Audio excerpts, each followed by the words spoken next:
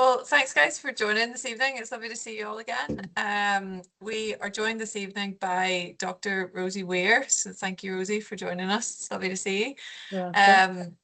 I've known Rosie for a long time, actually, in many different capacities.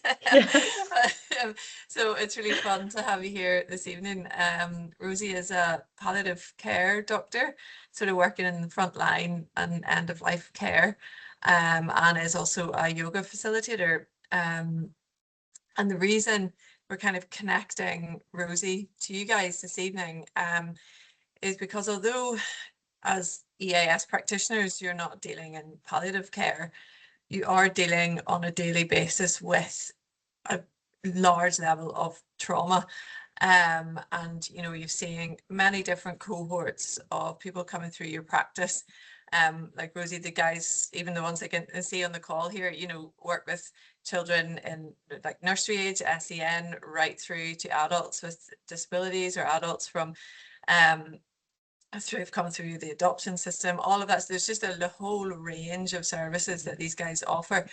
And a lot of you work on your own, and the EAS kind of platform and industry isn't regulated, I guess, in the way that the medical profession is regulated in terms of protection for the practitioner. So there isn't that kind of supervision structure really for anybody. So you're kind of dealing with all this stuff on a day-to-day basis on your own.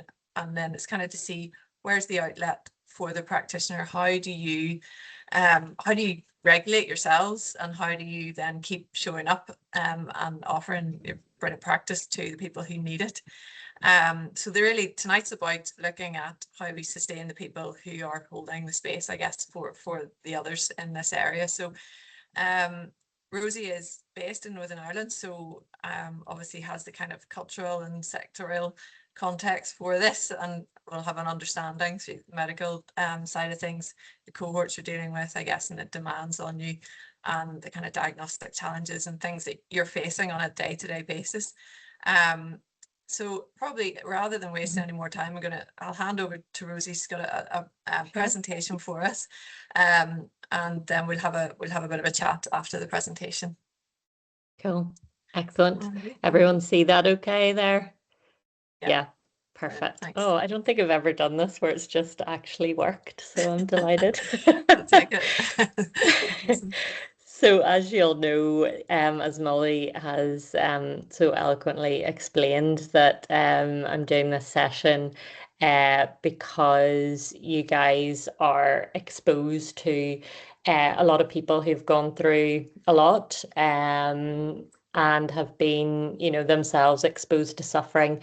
And that as we go through the presentation that I have here and as we talk tonight, it'll be actually really interesting to hear how relevant you think this is. But I think just from Molly's introduction that it is going to be very relevant. So we're going to talk about resilience and about this concept of trauma stewardship, which hopefully will be a useful one for you. So I'm going to start off by just briefly explaining who I am and why I do this, why I came to kind of be totally captivated with this whole concept. And then we're going to do a little bit. I know there's not many of you live on the call at the minute, but even for the recording, a little bit of a practice just for a few minutes of like arriving. I decided to call it arriving because usually you can kind of call it like meditation or mindfulness or movement or something. And I was like, actually, I don't really know if any of those labels are right. So we're just going to do an arriving practice. And then we're going to talk a little bit, and I really welcome like a little bit of conversation about how you are actually affected by your work. But I did find when I was researching for this a really interesting thread on Facebook, of all places, of someone that works in equine assisted services, and they put a post up just last week. And I'm going to sort of weave that through the session tonight to kind of make it relevant to your work, hopefully. And as I've mentioned, this term trauma stewardship, we're going to go into that and what a trauma exposure response is. And although tonight is a very short session, we could maybe just touch on whether you think you might have one or have experienced one in the past, and how these concepts, as I say, are helpful. I'm not going to dwell too long on the basics of self-care. I think there's so much information out there, and I think we're all kind of fairly aware of what we should be doing. So tonight, I guess it's kind of going a little bit deeper and more specific to the work that you're doing and how to kind of process what you're seeing. But I will briefly mention it.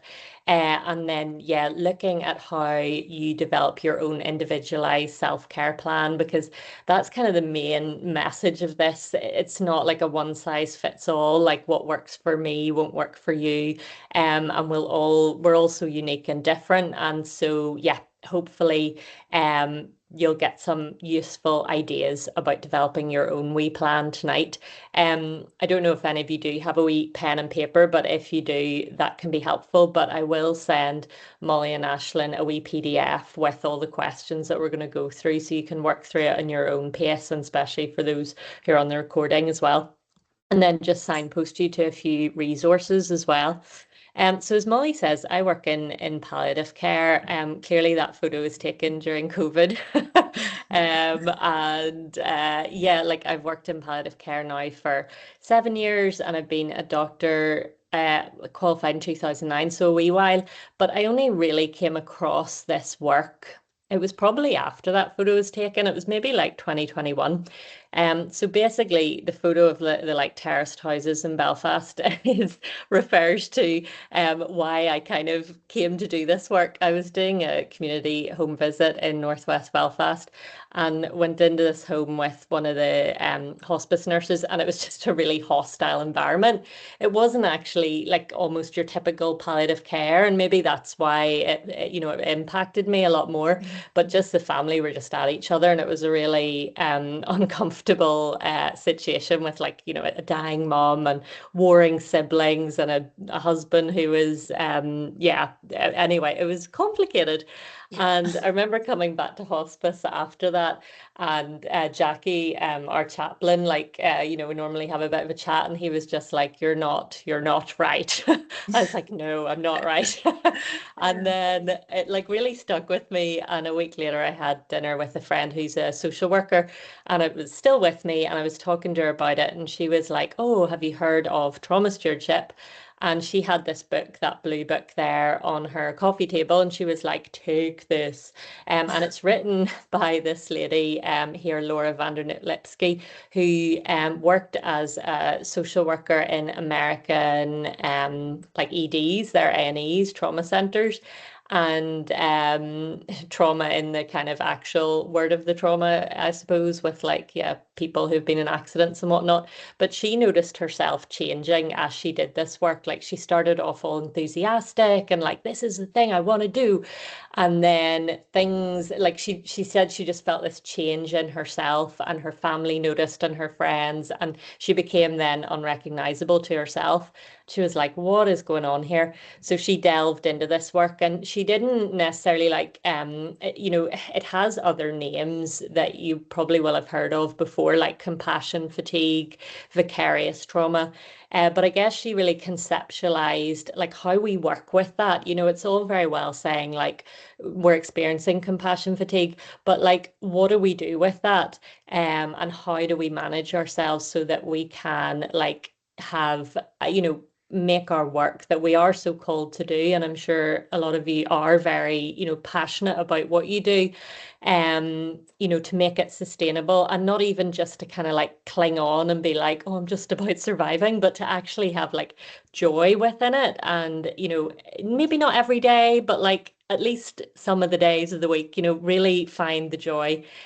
So yeah, I found this book incredibly helpful, and then I made up this workshop essentially and started delivering it about 5 years ago. And that's the same table in hospice, like 5 or 6 years later. I just realized that I was sitting at in Northern Ireland hospice. And yeah, like it's just been really a really helpful concept for me. And I have this thing where when I find something really helpful, I kind of want everyone else to know about it.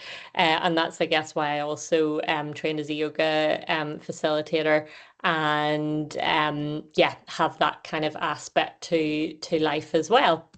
And just, yeah, a little plug that I also adore horses. And this is me looking very geeky. I'm not sure what age I was, but yeah, loved But, horses. I actually asked my mum for this. I was like, do you have any old photos of me with horses? Because, you know, back in the day, like I'm yeah, 42, like you didn't have like your phone everywhere. So these are like yeah, old school photos. yeah, brilliant. And then I did actually volunteer when I lived in Bristol when I was at university there at Avon Riding Centre. It was called Avon Riding Centre for the Disabled, but they've obviously kind of rebranded. So I volunteered there for about 3 years, and just like working with kids with special needs. So I kind of have a like, I don't know exactly what you do, and that's what I kind of want to know. But yeah, I definitely love horses and have kind of touched on this world very briefly in the past. So just to kind of arrive, and I know this session isn't very long, and I am gonna probably speed up as we get on, but let's just take a wee minute to like come into our bodies, because I think that is something that just with the way life is, that we are constantly up in our heads. And you know, a lot of the kind of work I do, or the way that I try and keep myself centered and balanced doing difficult work, is using these like somatic practices, using the breath, meditating, and like moving the body. But we're just going to do like a couple of minutes to, yeah, it'll help me as well. So Yeah, just to start off, I don't know what position you're all in, but say you're sitting down like I am. If you actually just start like tapping your feet on the ground, like you might have your feet in shoes, and that's okay, but just tapping the feet up and down so the knees are going up and down, and then let them come to rest, and just let the knees kind of go out and in a little bit, and start to feel into your legs. So maybe wiggling your toes, rotating your ankles, and then bringing the feet to rest and kind of plugging them in there, like they're making contact with the ground beneath you. And then notice where your glutes are sitting on the chair, notice the belly. And it can really help, if it feels safe to you, to close down the eyes, or just take a soft, steady gaze to the ground. Just to, when you block off one sense, you kind of drop in a little bit more easily. So taking a hand to the belly and taking a deep breath in through the nose and out through the mouth. And just two more like that. So see if you can fill your hand with your belly and let it out. And one more. And then coming up to the shoulders and taking a little roll of the shoulders. So you're kind of shrugging the shoulders up to the ears, and then shoulder blades down the back. And maybe you want to blink the eyes open a little bit for this. And then shaking the hands a little, getting a bit of energy into the hands. And reaching the arms up and overhead, and just holding one wrist with one hand and allowing the body to come over to whichever side, breathing into the side body, keeping the breath coming and going. And back up to center, and just swap the hand clasp. Inhale over to the side and out. And then back to center, and just release the hands, and just notice like how you feel after that. I mean, I think that was maybe only like 2, 3 minutes. And not that we necessarily feel like we have the opportunity to do that a lot throughout our day, but you'd be surprised, like even at the end of a car journey, or when you're kind of at the end of your day coming back into the car, just even like they kind of feel like silly movements in a way, but our bodies, you know the way like animals, like horses do this well, like they have a good old shake sometimes, and that's how they like process energy. And obviously, unfortunately for us, we're slightly more complex, you arguably, and it can be harder, but actually coming back to the breath, coming back to the body, yeah, it can be super helpful, I feel. better after that anyway. Very much. Very much so. So I just wondered, like, what do you guys find to be like the kind of the really good parts of the work that you do, and what do you find to be the more challenging ones, if anyone felt that they wanted to share? See, I'm gonna. Here we go. I don't want to jump in on anybody. I wasn't sure if anybody else was going to speak yet. I suppose for me, the best parts of the work is just the kind of the joy that you get with the kids and the ponies, and that like enthusiasm and the fun that you can have. And for me, seeing those little bits of progress, like the satisfaction you get from, tiny little increments of improvement, that's so rewarding. There's nothing quite like that. I think you probably touched on some of the challenges for me. Like I have a really bad habit of just sucking in everybody's energy around me. So if I'm working with a child who's very anxious, like I can literally feel that in my body as if I'm trying to hold them all together. So whilst I love doing those sessions, they are exhausting. Yeah, no, that's really, really helpful. That's fantastic, Nikki. That makes a lot of sense. And when I was thinking about this, it's not just like the kid and you that you're managing, like you're managing the horse as well and their energy and what they're like that day. And is that like it seems like a lot that you have to hold. Yeah, definitely. And I think there's, a lot of the guys even, kind of joking at the start of the call about there's thunder and lightning and stuff like that, but a lot of the guys are working outside, so you've got you've got all of the kind of weather stuff. Yeah, you've got the horse, the you've physical. got Yeah. and you've got Mhm. obviously then actually the session too. And I'm not a practitioner at all, but I would see from the guys that what I guess one of the things that is so good about these services is that they are really flexible, and you're able to change your session plans, depending on how the child or adult or whoever it is that's in front of you that day, turns up, which is wonderful. But at the same time, that sort of extra layer of just not making it up on the spot, but changing and, having to facilitate that kind of stuff. There's a lot that goes on in that kind of first 5-10 minutes, I think, of all these sessions, which maybe, we don't notice when you're watching, but very much the practitioners have to take that in. Yeah. That's really interesting, just all those variables and having to be so flexible. Like that's quite a mental load, really, isn't it? Yeah.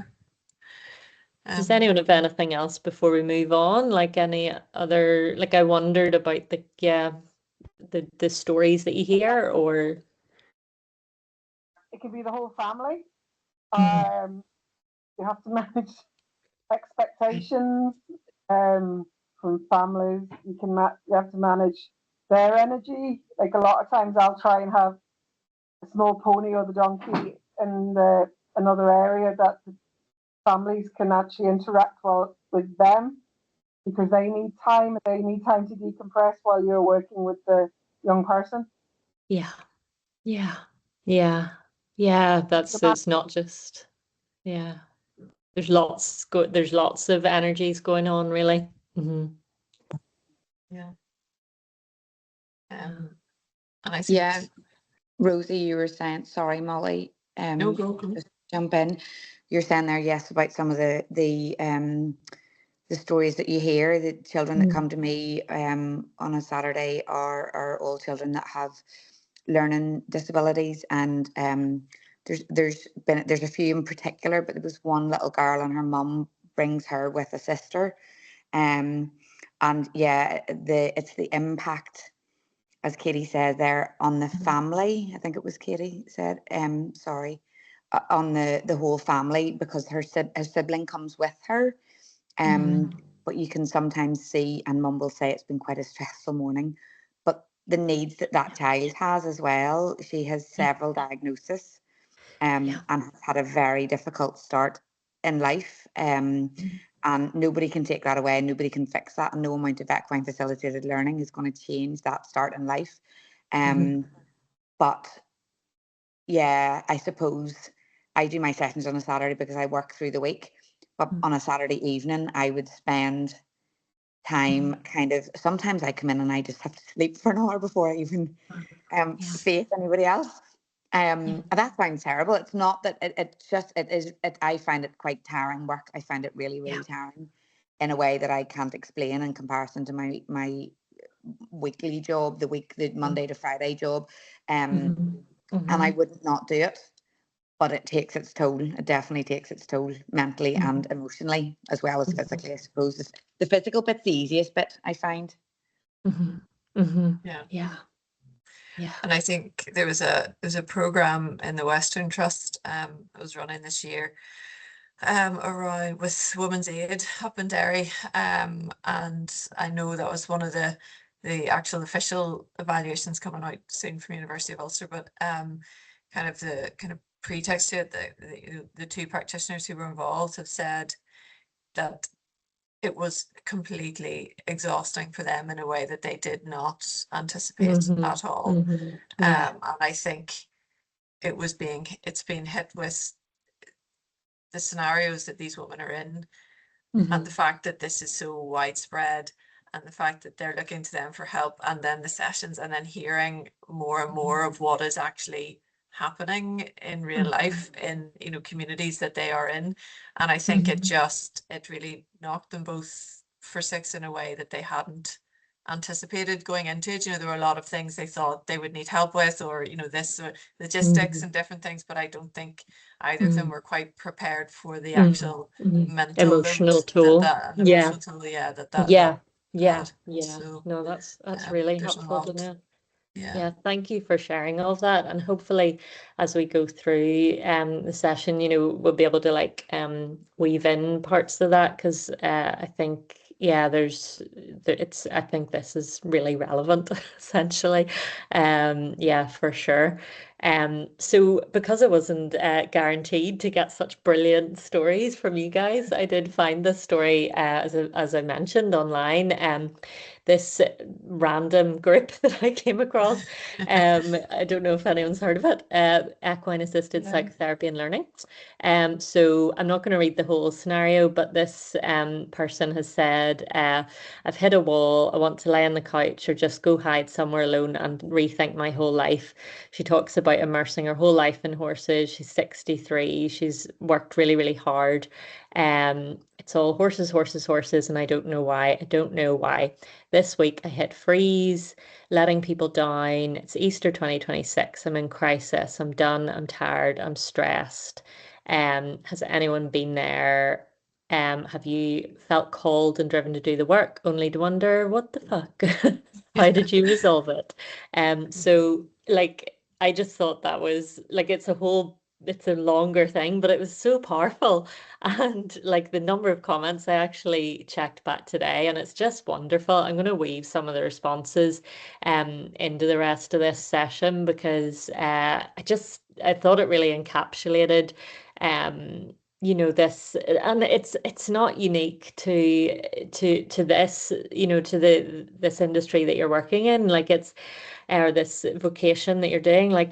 It's so common that we will be drawn to something and work so hard, and then just turn around one day and be like, I'm not doing well. And what's happened? How can a dream turn into this almost a nightmare, from what she's talking about there.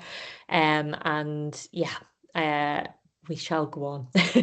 So trauma, as I mentioned, the definition of it in the dictionary, we're not talking about the physical injury, we're talking about the deeply distressing or disturbing experience. And Gabor Mate does amazing work. I don't know if any of you have heard of him or watched any of his videos. He's a really engaging speaker.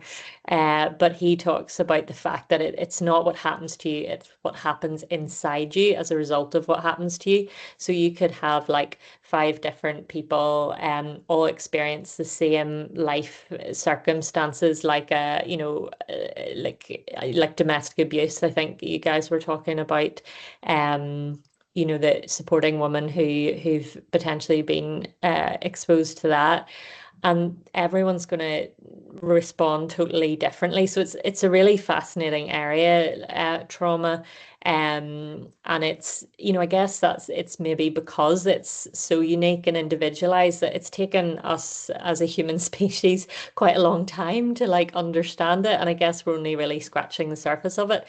But I thought it was important to briefly define like what we're talking about here, this deeply distressing or disturbing experience. People talk about, I went to see a movie and it was really traumatic. Like it can be overused in the wrong situations and underused where it should be. So yeah, that's what we're talking about. And then I just had this question, are the people that you're working with experiencing trauma, or have they experienced trauma? But I think you've kind of answered that. And even, if, I talk about like in our work, and I have been challenged on this, like, are our patients traumatized? Like, really? I mean, terminal illness, like, got a few months left to live. Are they traumatized? And I'm like, yes, they are. Like, it's not 100% inevitable. But if you give someone a life-limiting diagnosis and, their whole world's changed, the series of losses that they're experiencing, and I imagine, with children with special needs, or having a child that has special needs, there's so much loss there, and like, yeah, I stand by the fact that I think that our patients are traumatized, or at least have the potential to be experiencing trauma, and I'm sure yours do too. And it's this like witnessing the suffering of other human beings that can impact us so deeply. So, in terms of stress, burnout, and what I'm sort of interested in, this trauma exposure response, there is like an overlap, and it's not like you can tease things out in a clean way and say like, you are stressed, you're burnt out, you have a trauma, you've got compassion fatigue, or which is another word for trauma exposure response. There's another list there, vicarious trauma, I've mentioned, secondary traumatic stress disorder. But the kind of unique thing about compassion fatigue or a trauma exposure response is that it's caused by the witnessing of the suffering of others. So that's what makes it different. And it arises in professions that work with those who are experiencing suffering and trauma. And the symptoms that you get can actually mirror, PTSD, or like primary exposure trauma. So it's quite a nice quote there. While burnout and compassion fatigue are related, they are different. Burnout is the physical, mental, and emotional exhaustion from prolonged and excessive work-related stress. Compassion fatigue results from internalizing and being impacted by the emotions and trauma of those who are suffering. So I think, Nikki, you were saying about that kind of the not necessarily being able to like have that sort of boundary, like that kind of enmeshment that very empathetic people who are drawn to doing this sort of work have, that, and that's our gift and our curse. Basically. And that's really what this is all about, is like how do we manage that and dance this dance. So trauma stewardship, essentially I have that little picture there because it always, it's like a really helpful analogy or metaphor. I think that like a painter goes to work and paints like 10 different walls and gets splattered with 10 different colors of paint, and we're working with people who are suffering, and their suffering is like landing on us, and we might not even notice it. And it can build up, like if you're doing this work for months and months and years and you're not figuring out a way to like wash your overalls, have a shower in a metaphorical sense, then that's where the kind of the problems can arise, and where things can kind of get to maybe the point that person in the Facebook group was talking about, like kind of total shutdown.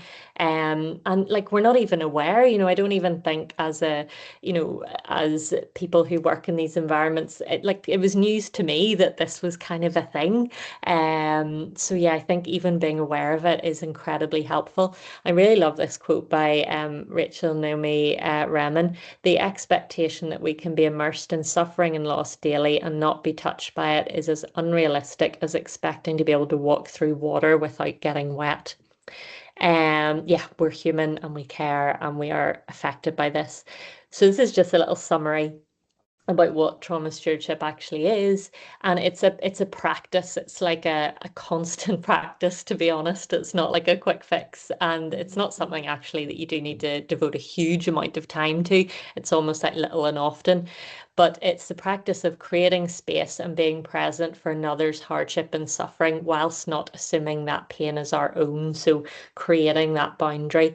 Essentially, it refers to how we care for ourselves so we can care for others, and it's a framework for managing the personal, emotional, physical toll or trauma exposure response that may arise from this work. So I would say as well that trauma stewardship, we're talking about it on a very individual level, but it's also levels of teams and levels of organizations are important as well, but we're not going to focus on that today. And you guys, as you were saying, often are working on your own, so individual kind of trauma stewardship is probably the most applicable. But I guess, how do we do that? That's kind of the question. So when we talk about trauma, this is Laura who wrote the book. In terms of stewardship, we remember we're being entrusted with people's stories and their very lives. We understand this is an incredible honor as well as a tremendous responsibility. We know that as stewards, we create a space for and honor others' hardship and suffering, and yet we do not assume their pain as our own. We care for others to the best of our ability without taking on their past as our past. So just kind of really hammering home that point. But you'd already mentioned it, which is really helpful. And a trauma exposure response, when I do the longer form of this workshop, we go through all of these around the little wheel there. There's 16 that Laura identified ways in which we can be impacted by this sort of work. And you can just look this up actually online, or I can send it with the PDF. But the feeling helpless and hopeless, you can have a wee read there.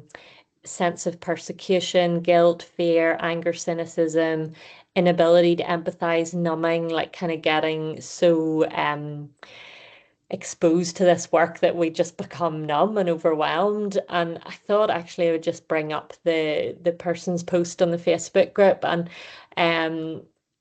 what things does she describe there? And I thought, there was some anger, there was the feeling of helplessness and hopelessness, the sense of persecution. There's, in the longer bit, she kind of talks about having a board that she's working with. I think she's based in America, but a non-profit she's running, and this exhaustion.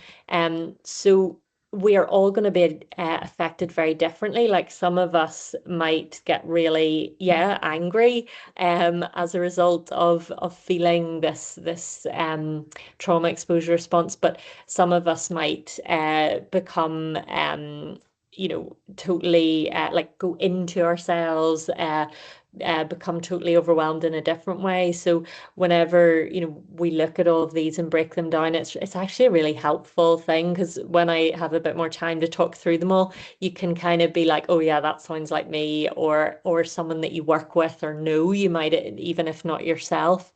But yeah, it's super interesting and really helpful. And just to come back to that little Venn diagram again, I guess it's just kind of saying that in a way it doesn't matter exactly which you might be experiencing, and you may experience different things at different times, and hopefully you'll go for plenty of time that you maybe don't feel that this is applicable to you. But I guess the message is that whatever way we're affected, the approach is broadly the same, and it's how we care for ourselves, and so that we kind of know who we are, and then we can tell, like, where do I end and where does the other person begin? Like, where does this family that I'm working with begin, and like, where am I? And it's that kind of boundary that is actually key to this work.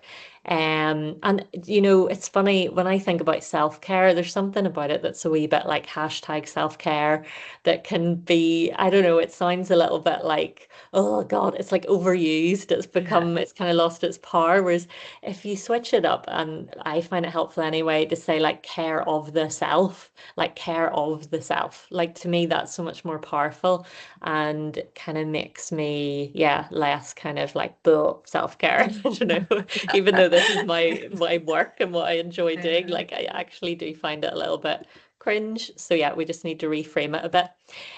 So very briefly, in the interest of time, this is basics of self-care. Rangan Chatterjee has a great podcast and he wrote a great book called The Four Pillar Plan.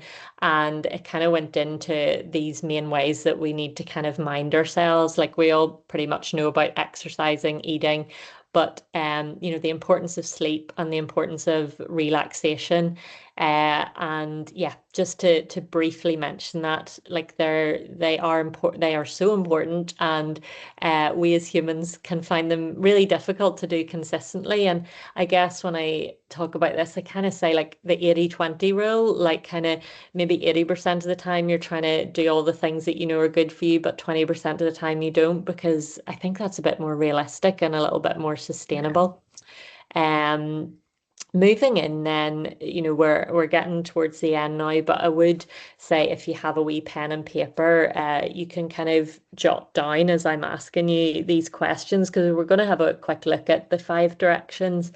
And this is the second half of Laura's book. So kind of the first half, she talks a lot about what the trauma exposure response is and how to identify your own one and all those 16 kind of warning signs. And then the second half is the more like practical side of it, which is like, right, okay, I know that I'm not doing great, but like how do I help myself? Or even if you feel like I am actually managing this fine, but maybe in future, you know, how if I come across some of these feelings or notice some of these changes within myself, like what do I do?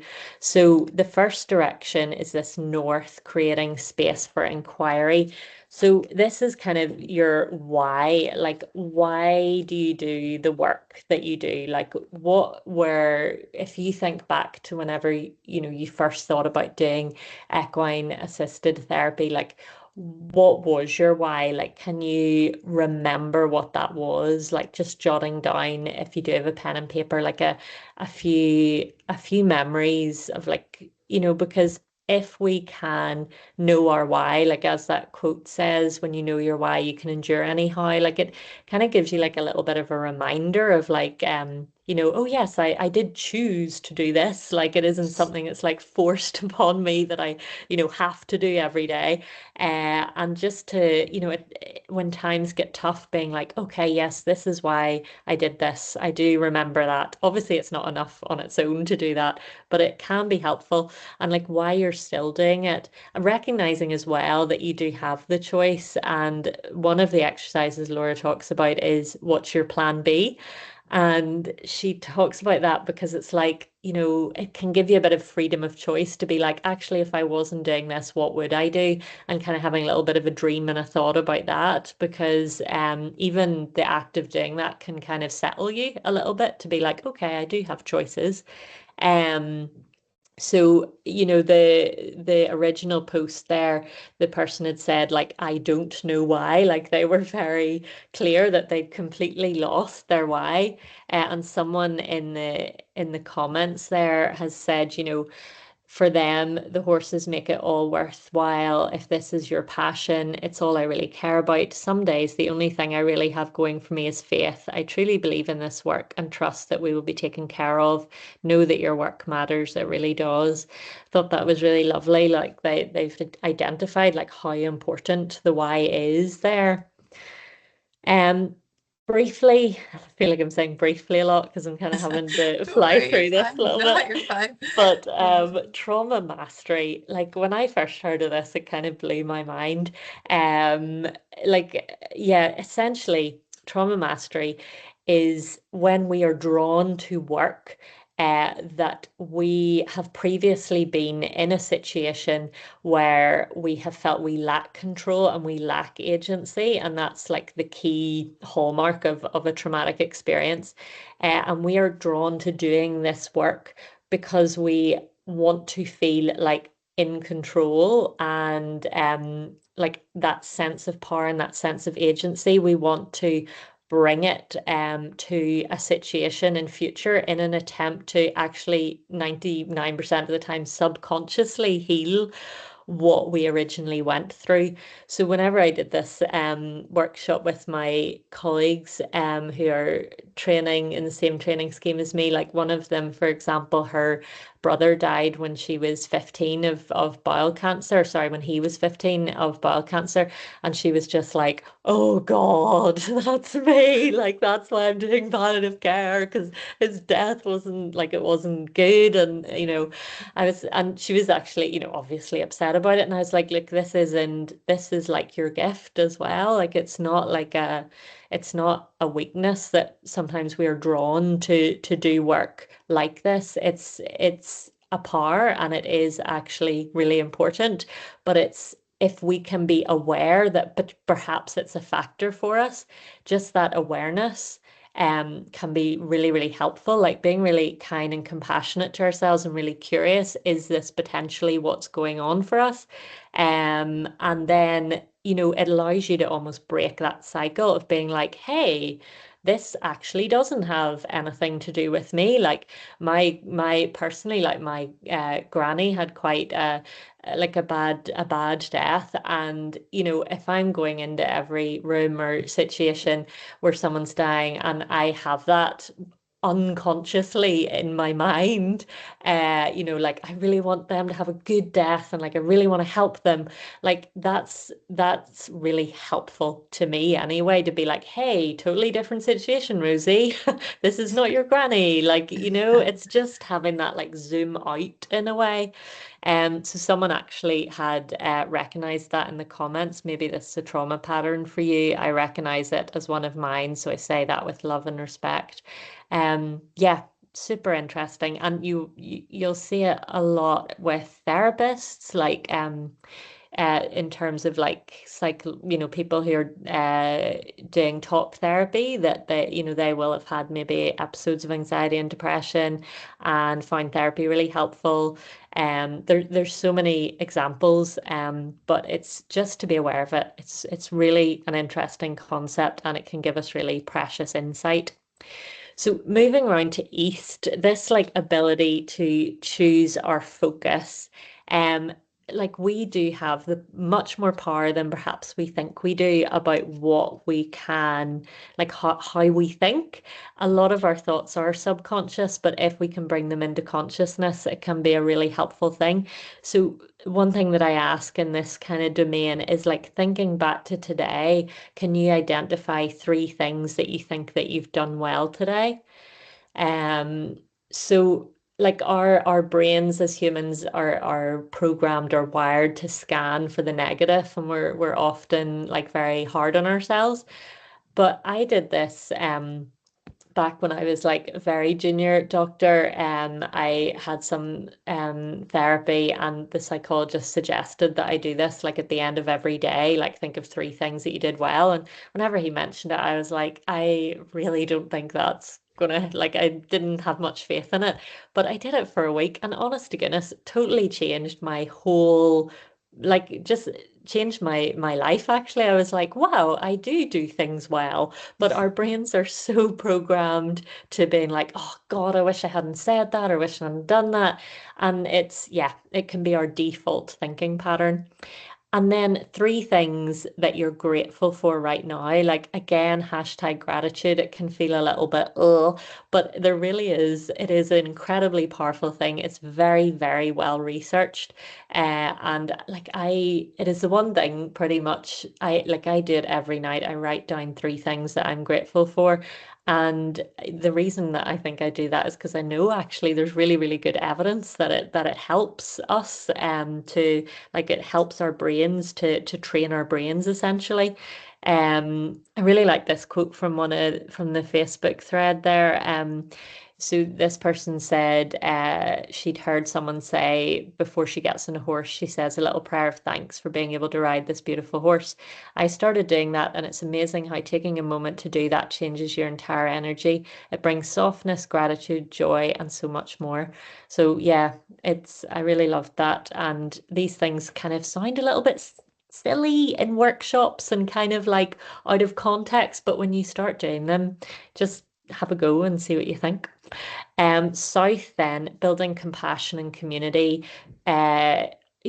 So that whole Facebook thread to me was like compassion, like the number of responses, but like self-compassion. And we are often so giving when we do these jobs, so giving of ourselves, of our time, of our kindness, but we forget to, like Gabor Mate talks about, like those old-fashioned mirrors that like your mum probably had in her handbag, like that kind of like open up. And he's like, you need to like put it in front of you sometimes to like reflect reflect all of this that you're like beaming out, like let some of it beam back into you. So yeah, I think self-compassion is massive. And trying to create for you guys, you're talking about working as like soul workers, like you kind of need like a microculture of support around you. And you probably already have this, friends, families, mentors, potentially. I don't know about you guys, but the power of the voice note, to as anybody, just like I don't know how I survived pre-voice note, but being able to like, identify a few people that you can talk to about the work that you do, and they don't necessarily have to, like, in fact, it's sometimes better if they don't do the work that you do, but just someone that will listen and kind of hold space for you regularly. Having that support, having that community, it's so, so important. So that person there has said, I believe connecting with other equine practitioners is important. I'm happy, that person's so kind. Like, I'm happy to talk to you on Zoom or whatever. Like, it's so sweet. Like we are, there's this, I think we have this perception with the news and just our society and culture that, there's this individualistic Western kind of approach to things. But actually, on a one-to-one level, people are often like dying to help and dying to support each other. And it's a really wonderful human quality. So nearly on the last direction, West, this is one that I find really, really helpful. West refers to finding balance. So as we've talked about, we're taking on a lot of emotion from the person who's getting the therapy, their family, the horse that you're working with. And, as I said earlier, like horses, dogs, they like shake all that energy out. Like we need to find a way to process what we're taking on. And as I've mentioned quite a few times, it's super individual. So I kind of break it down into things that you can do that are like movement wise, and then things that are a bit more like stillness, contemplation activities. And in a way, these sound like kind of like hobbies, like, oh, well, how can like a hobby like help you, protect you and help you be like a better, trauma steward and to do this work sustainably? But actually, like it's vital, it's really, really important. And I think a lot of us maybe lose as we go through life, like what we did enjoy doing as like kids. We become these adults with responsibilities and time limits and resource limits, and we forget to do the things that we really love. So just thinking for a minute, like, what do I really love? I know Molly and I love running. And but that's Love not it. for everyone, not for everyone, not for everyone.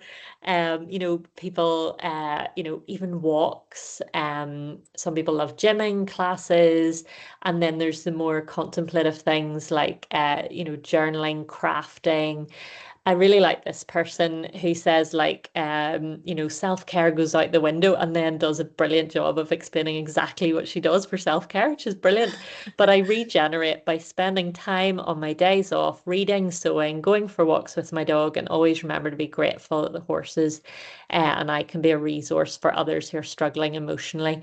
So yeah, just like having like a wee menu of things, like, and not to be a slave to them, not that you have to like do the full Hill and Dale series, Molly, or like do ultra marathons. It's like Yeah. what can kind of, what is actually of benefit to you, because these things are super super important actually, and we forget to do them.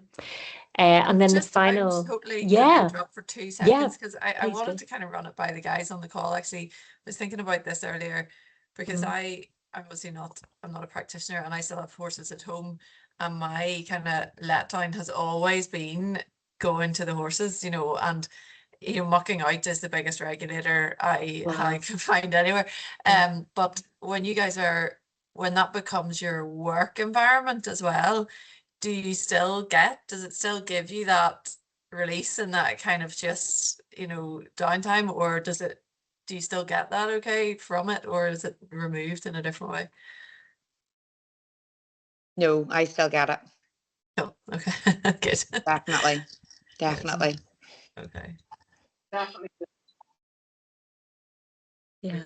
Yeah. I was thinking, I forgot to mention one of the previous ones, like around like little parts of the day to like bring awareness back and like kind of bring you back to yourself, and using like a trigger. So in hospice, like we obviously wash our hands quite a lot, and that's like a really mindful activity. And then I was thinking about you guys, and I wondered about like, well, I used to love grooming. Like I find that like really like the kind of repetitive nature of it very calming and quite satisfying, and like walking to the fields, tacking up, like kind of those little moments, like to act as a trigger and just be like, how am I right now? Like, because this isn't about, and I hope that I'm trying to get this across, that it's not about like we all don't have an hour each day to go and do yoga or, whatever. Like we really don't. And it's about getting the little bits during the day and not waiting for the end of it to like de-stress, but like finding those little micro moments. So I love Yeah. that, like, yeah,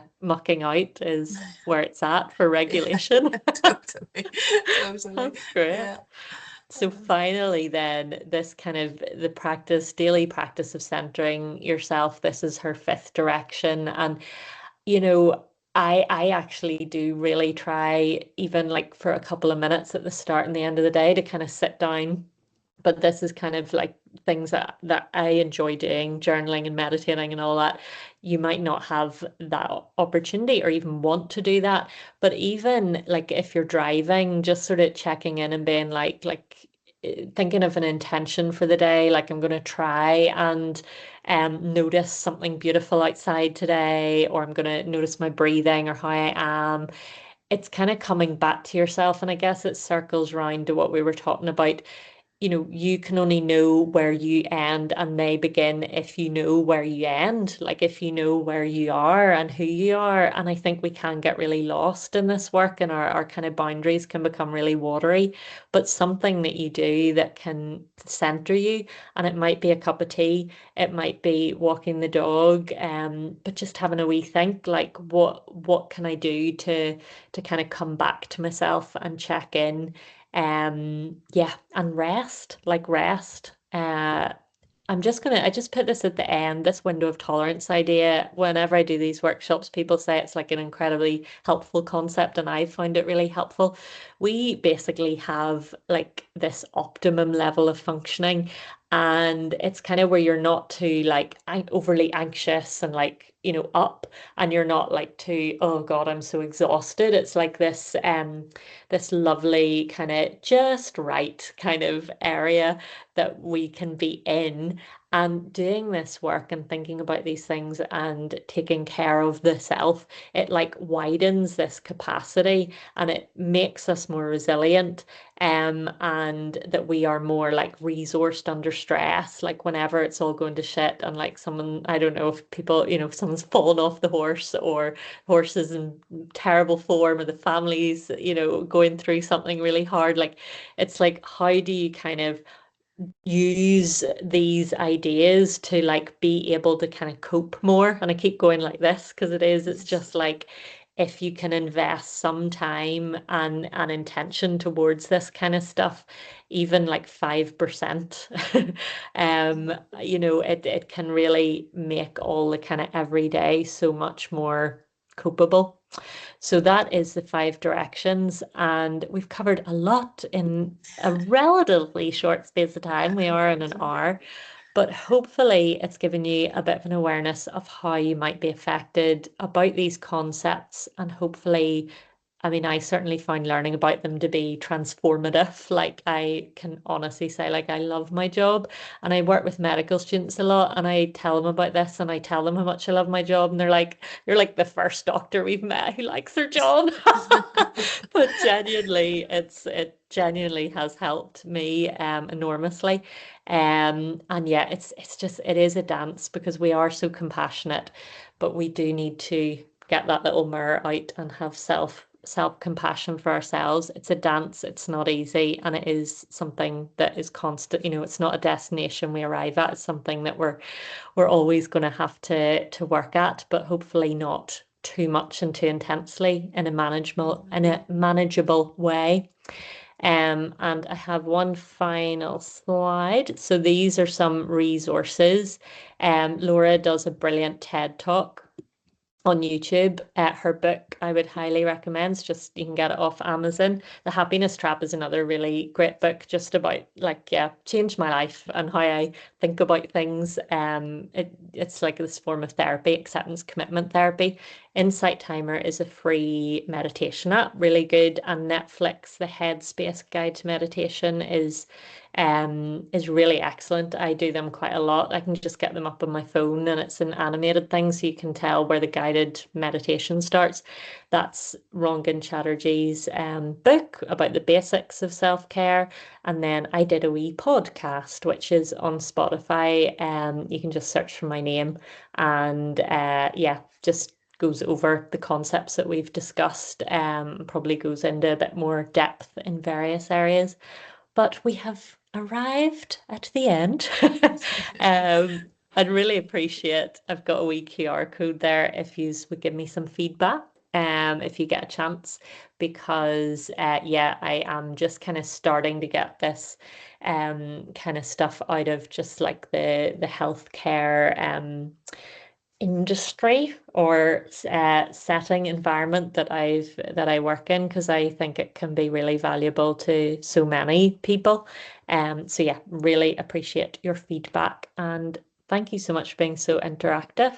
And yeah, I hope it's been of some help. It really has. Thank you so much, Rosie. That was great. You're I'm welcome. just, guys, do you have any questions or anything you want to run by Rosie before, rather than me jumping in? Have you got anything? No, you happy enough? I was just going to ask, you see the QR code? Can you? Yes. I'm doing this on my Yes. phone. Oh, So if you could, 100%. Yes. even if it can go in an, Wait. I know Molly sometimes does an email afterwards. Maybe if it could go in the email, and then we can do it that way, maybe, or there's a link Yeah. somewhere for feedback. That would be great. I'm Thank happy you. to take that credit, but it's Ashley, and Ashley will get all that stuff sorted. She's my Thank you, tech partner Ashley. there. She'll sort you out. It's great. Yeah. Thank you. No problem. Fantastic. Thank you. And I'll send a wee PDF of all those questions, and the like I wrote a chapter for a book that kind of goes through all those little trauma exposure things, just if you're like interested, of like, you know, if some of them didn't make sense. Yeah, I'll send like a kind of a PDF with stuff that you can work through, or, you know, look at if it's of some help. That would be great. Yeah, thank you. Great. Thank you so much. That's amazing. Well, we're bang on time, so this is great. Thank you. And thank you guys for joining this evening. And as always, this will be on our YouTube channel if you want to see any bits again. Ashley will send around the link, and that'll have the PDF as well. And Rosie, are you happy if we put your Instagram handle on that? Yes, as yes, well, just so that people can 100%. follow you? Yeah, Yeah. Okay. 100%. Perfect. Yeah, Brilliant. mostly of me doing stupid running races. Yeah, there's just very impressive running races, but yeah, No, they clearly help keep you in balance, so it's yeah. good. No, Yeah. I do intend to put more stuff, like more information stuff up. But yeah, I guess just to close, like, do you think that this is something that like, does it feel relevant, the kind of the trauma stewardship side of things, to the work that you're doing? Like, I think I've got the feeling that it is, but just so interested if it feels like it speaks to something that you're experiencing. I think it's probably one of the biggest challenges for me. So that's why as soon as I saw it coming up, I was like, oh my God, I need this. Because of all those, and like, it's like everybody says, it's not just the child, it's the family, it's what they're bringing to the table. Like, some of the families I work with are at their wit's end. And it's really hard to support them, but not carry that with you, and being able to kind of detach a little bit from it. And, you know, and those are the bits that, and so I do other kind of work related as well, but in all of that work, those are the bits that catch me and end up with me being exhausted. So it's brilliant to have something like that. Yeah. Cool. And I think, you know, this kind of sector, you see it NHS stuff as well, you know, everybody's just talking about funding and funding and funding and funding. So there's this added thing of, does the work really need to perform amazingly well, you know, in certain contexts? So then you ensure that it is sustainable, or then there's the fear all the time that you're looking at people who really need this, but you know that the funding's running out next week, and how do you make that service sustainable for them too? So there's a whole level of kind of complexity around this. Yeah. Which Like is moral injury in that regard, like that you think, yeah. So it's brilliant to start the conversation, and we can obviously go a lot deeper on it. I think everybody can. But yeah, like, thank you so much, guys. It's great. Lovely to see you, Rosie. Thank you you so much for coming this evening, guys. Cheers. Thanks Thank so you. much. Alrighty. Take care. See you soon. Bye Cheers. now. Bye. Bye.